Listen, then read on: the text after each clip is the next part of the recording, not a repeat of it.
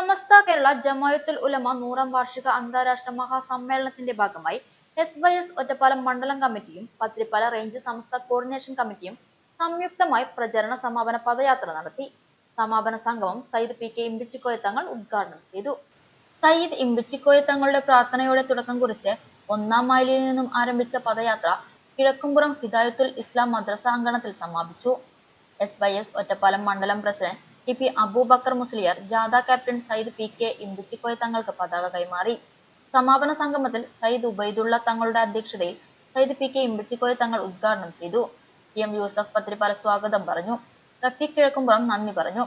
എസ്.കെ.എസ്.എസ്.എഫ് ജില്ലാ സെക്രട്ടറി റഫീഖ് കമാലി മൂളൂർ മുഖ്യപ്രഭാഷണം നടത്തി. പി.എ. ഷൗക്കത്ത്, ഹക്കീം മാസ്റ്റർ, ഹംസ ഹാജി, ഷരീഫ്, അയ്യൂബ് കബീർ മുസ്ലിയാർ, മജീബ് ഫൈസി, ഷാഫി മാസ്റ്റർ, റഫീഖ് പിലാത്തറ, ജബ്ബാർ മങ്കര, ഇബ്രാഹിം, ഷമീർ മുസ്ലിയാർ, കുഞ്ഞിബാവ, ബഷീർ അസ്ഹരി, യൂസഫ് ഫൈസി, അബ്ബാസ് മുസ്ലിയാർ തുടങ്ങിയവർ നേതൃത്വം നൽകി.